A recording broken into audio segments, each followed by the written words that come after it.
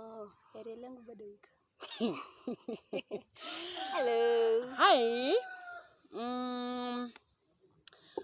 Karibuni sana. This is Maxi Daniel. Kama K kama Kawa aka Chali Mrembo aka ule mse wa mado. Na bado tuko na huyu. Yes. Mwarinda hapa. I'm still the only guest. Paka mkuja. Nune t-shirts and then we become other guests on the Maxi Daniel YouTube channel. Sawa. So today is second. Siku yenye itapostiwa itapostiwa. Today is second of the Of the month of September. Yes, of the month of September. September being the month of Suicide Prevention Awareness Month. Hey, hero. So, why are we doing this video again? Yeah. So, I for those who have my number, you had seen kwa status had said this is what we're going to talk about basically the whole month. You know, matters mental health and suicide and all that. So, I am very vocal, and Sharon isn't. Yes. And we've survived this relationship for, I don't know, 10 solid years or something. 10 years. 10 years. And I don't know how we've survived, but we have. Me too. Yeah. So there are things, of course, along the way, kuna time tunaboeshana. But time tunabambika with each other. So we survive. Regardless English. Regardless of the obstacles. Pia unashangaa. Mimi nilamboi regardless si kizungu. Never nashina ngitupa yo regardless kila mahali. Ndio inakusaving. So yeah, so today I am in blue, Morinda is in black. Still.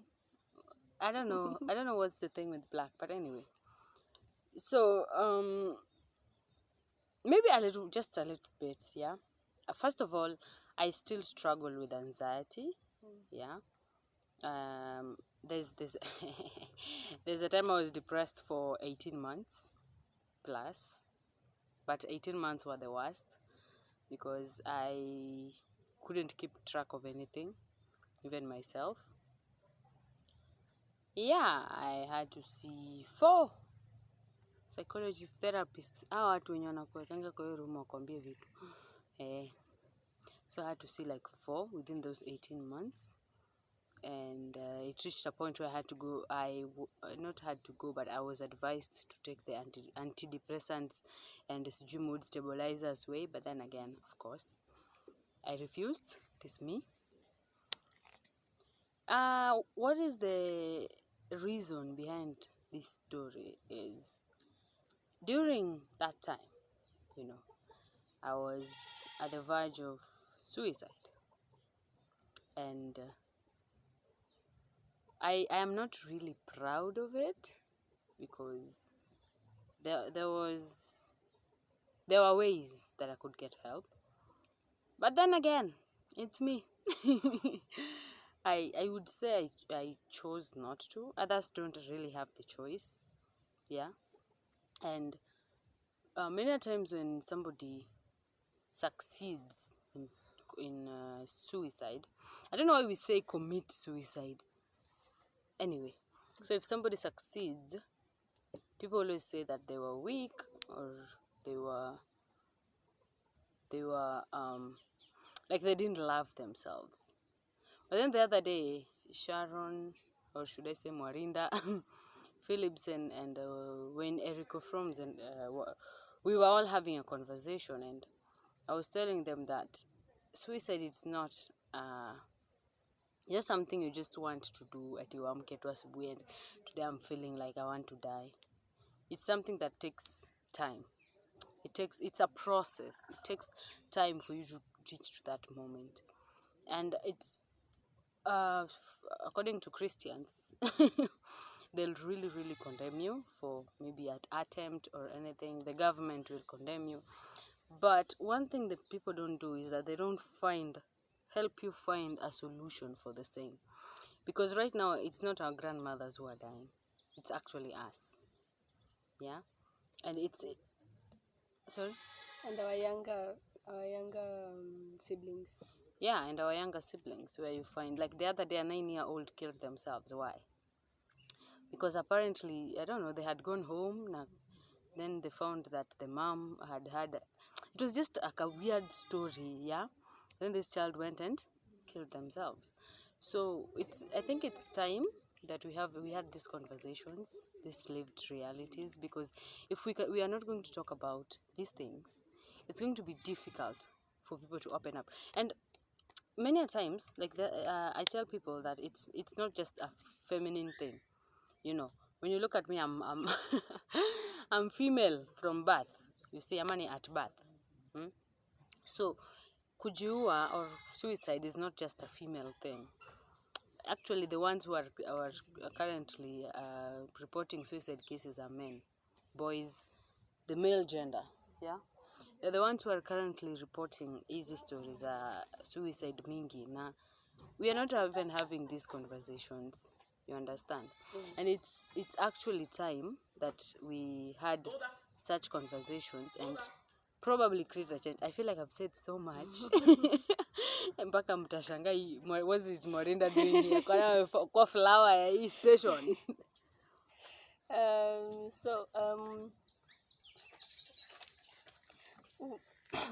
What I've been thinking of is the religious leaders. I have family members who are religious leaders, and talking of or speaking about mental health issues is hard for them. They say it's demon possession, or you need to pray for that one. Because I remember there was a time I was having a conversation with my cousin, and then they told me, because I do not want to disclose their pronouns, so they told me that I should pray for my friend who was going through whatever they were going through. But it is not just about prayers. It is looking at the cause and going to the roots, plucking out the issue from the roots. Because when you just cut it up at juju with prayers, and I know prayers work, yes, I know, because I can testify that prayers work. But beyond prayers, what are we going to do to help? To help with the suicide cases, to help people going through mental health disorders and mental health disorders. So just to wind up because sitaki kusema mengi. Yeah, that is what I'll address for now, the religious leaders. Yeah, there are actually so many aspects when it comes to mental health, because apart from even the religious leaders, even our very own parents. Some of our parents are super depressed, but because they want to, okay, during my therapy sessions, I realized that mental illness can be hereditary. You can actually inherit a mental health disorder. Yeah. And looking at some time back, I met a friend who has bipolar 2. And when we went back to the mom's records, the mom died like in 2001. Then when we went back to the mom's records, we realized that the mom also had bipolar 2. That is way back in 2001. So mental health is not something new. It is actually, if we are not careful, it's going to be the next pandemic after COVID. People are just going to go crazy. Yeah. So, yeah. So I think apart from just September being the suicide prevention awareness month, but then also we should look at what sustainable solutions after September. Yeah, because we cannot wait for September to talk about what is this called, to talk about suicide, or we wait for the month of June to talk about LGBT, or to wait for the month of December to talk about HIV or GBV. We cannot. Yeah, October. Talk about breast cancer. Breast cancer, you see. So we really have to make sure that we talk about these things, not just now.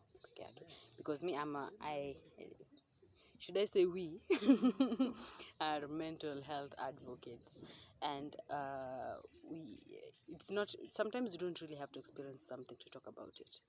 You understand? You don't have, there's also the infected and the affected. You can be the affected one. Like, for example, I can comfortably talk about cancer because my mom had it, and I saw how she went through chemo and everything, and how she went through all those treatments, and how eventually she died. You see, so it affected me as much as I wasn't infected.